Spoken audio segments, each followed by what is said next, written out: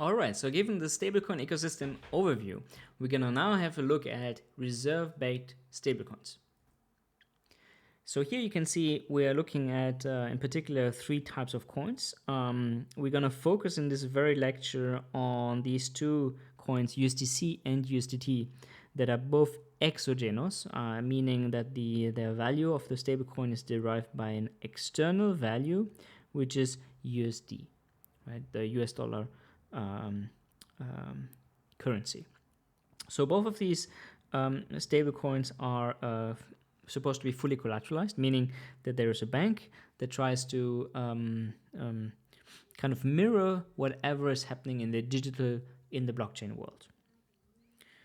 Now, these reserve-backed stablecoins are typically centralized, right? So we say that they're centralized because we have this bank, this intermediary structure here that's supposed to collateralize and hold the equivalent amount of assets in a safe compared to whatever is out there, right? So here, if we're supposed to have this much and this much in market capitalization of these tokens, then hopefully the equivalent amounts can be found in some bank accounts. Now, these coins are centralized because an operator, and typically that's the company behind these coins. So in the case of USDC, that's Circle. So these companies, they can control the number of circulating tokens, right? So they could technically mint new tokens here on the digital side without collateralizing in the bank. But naturally, this is typically not the intention or not what they claim to be doing. What's interesting is that these stablecoins, although they're being centralized, which is to some degree against the vision of decentralization and blockchains in general, they're the most popular stablecoins. So, and one of the reasons for them to be popular is because they have an extraordinary amount of stability when compared to other stablecoins, as we will see in a bit. So one of the further features that centralized stablecoins or reserve-backed stablecoins have is that they may, for example, blacklist addresses. The reason that they have such functionality encoded within their smart contract is because they typically in some legislation, such as the US, where they may need to abide by anti-money laundering and know your customer and anti-terror financing regulations. So as such, if you look at the smart contracts, for example, of USDT, you will find here an add blacklist function that checks whether a user is blacklisted, and then it can add this particular user to the blacklist. Or it can also destroy blacklisted funds. So in this particular case here, once a coin was blacklisted, the value that this account was holding can be destroyed. So what's also interesting, if we look at USDC and its smart contracts, there are a variety of roles and functionalities that this contract offers, right? So USDC naturally implements the standard methods of the ERC20 interface, but there are some changes that come along. So similar to USDT, here we have the option to blacklist addresses. So once an address is blacklisted, this address will be unable to call, for example, the transfer from, or approve function. So whenever you call these functions as from a blacklisted address, this will not work, and this address will also not receive any tokens from outside.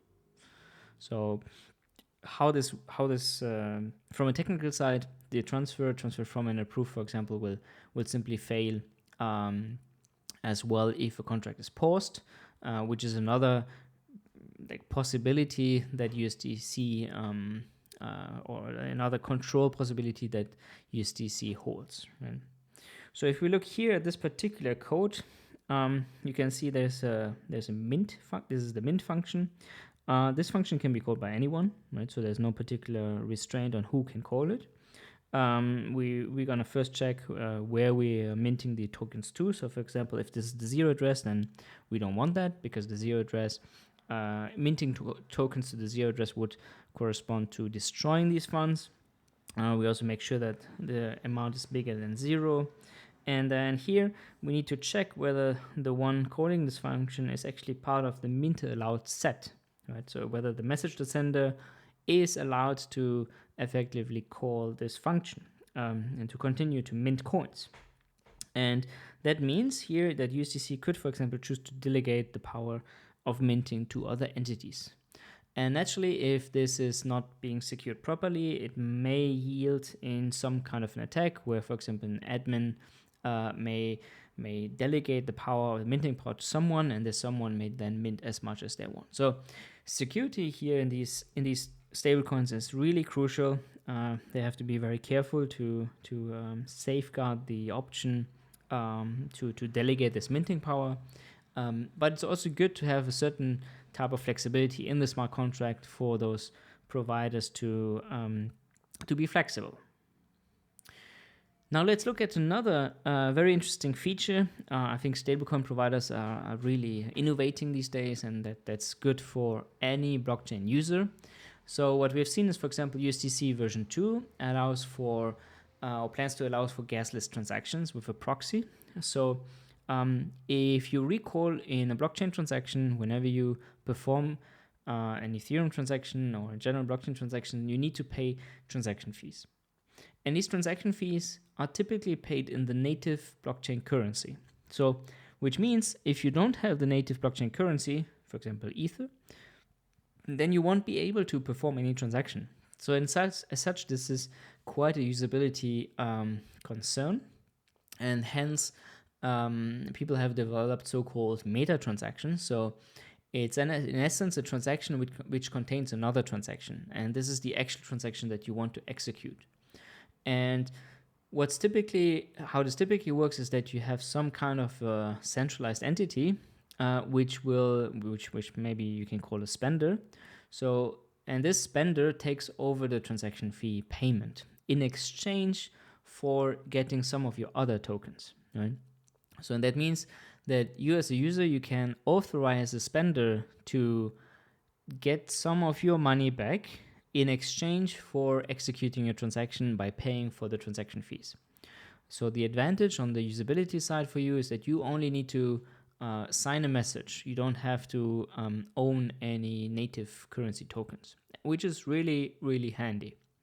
And it's great that these kinds of features or usability features are being implemented in transactions.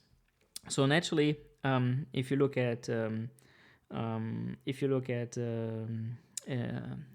2.0, for instance, right, you cannot make any transactions without Ether nowadays because you need to burn some kind of ETH, and this is what the spender will then take over.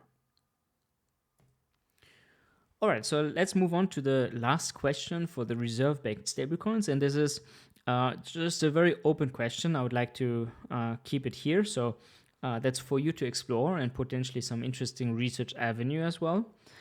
You may ask yourself, so what is a reserve currency, right? So, for example, the US dollar was at some point backed by the gold standard, which was then removed, right? You may ask yourself, okay, by what is Ether or by what is DAI or other stablecoins, by what are they backed, right? Can you call them reserve currency? And I think the fundamental research question here that I cannot answer today, but maybe you can do some research or start your own project. So can we build a digital reserve currency, right? Something that really can act as a digital reserve currency worldwide. And what would that mean? What would that define even? So does it necessarily require the worldwide adoption, or how can you quantify such a reserve currency? So thank you so much for your attention. I hope the concept of a reserve-backed currency is much clearer now. You also have a sense, a critical sense actually, of looking into the Solidity smart contract of these ERC20 tokens that go beyond the standard ERC20 template and install, for example, the blacklist functionality, the meta transactions, etc. So go ahead, look at these contracts and let us know what you find.